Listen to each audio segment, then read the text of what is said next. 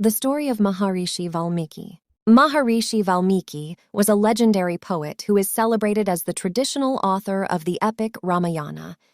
He is revered as Adi Kavi, the first poet, author of Ramayana, the first epic poem. Our story begins in the ancient land of India, where in a dense forest, a boy named Ratnakar was born in Treta Yug to sage Prachitasa. As he grew, Ratnakara was married to a beautiful girl. After some time, Ratnakara found it is impossible to feed them.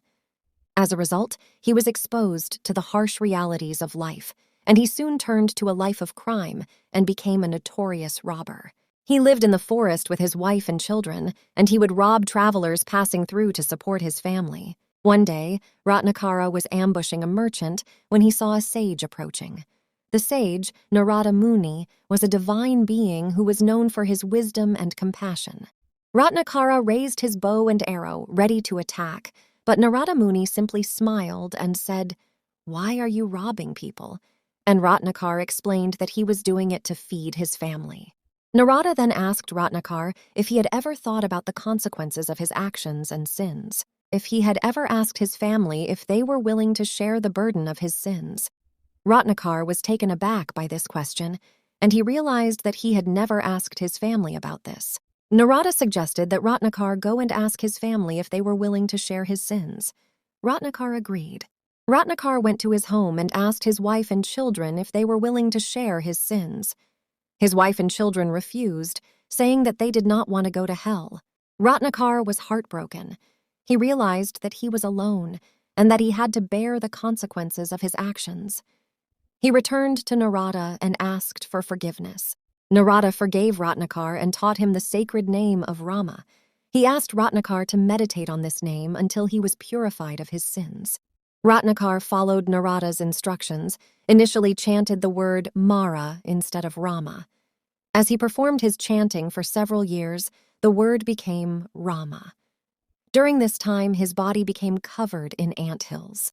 When Narada came to see him, he removed the anthills from his body. He told Ratnakara that his penance paid off and the Lord was pleased with him. He was given the name of Valmiki since he was reborn from the anthill. Sage Valmiki built his ashram on the banks of river Ganga.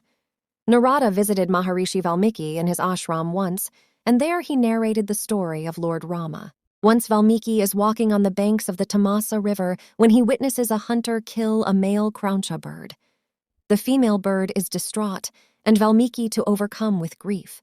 He spontaneously utters a verse lamenting the death of the bird, which is the first verse of the Ramayana. This verse is significant because it marks the beginning of Valmiki's journey as a poet. It is also a reminder of the importance of love and compassion. After reciting this verse, Valmiki is visited by the god Brahma, who tells him that he is destined to write the Ramayana. He became a great sage, and he is best known for composing the Ramayana, which is one of the greatest works of Sanskrit literature. The Ramayana consists of 24,000 shlokas and 7 cantos. The Ramayana is composed of about 480,002 words. The Ramayana tells the story of a prince, Rama of the city of Ayodhya, whose wife Sita is abducted by Ravana, the demon king of Lanka, and the Lord Rama's victory over the demon king Ravana. It is a tale of good versus evil, and it teaches us important lessons about dharma, duty, and sacrifice. After Sita was banished from the kingdom of Ayodhya by her husband Rama, she found shelter in the ashram of Maharishi Valmiki. There she gave birth to twin sons, Luv and Kush. Valmiki raised Luv and Kush, and he taught them everything he knew. He also told them the story of their parents, Rama and Sita. Thank you for joining us on this journey through the life of Maharishi Valmiki. Please like and share this video to inspire others with the incredible story of redemption and transformation.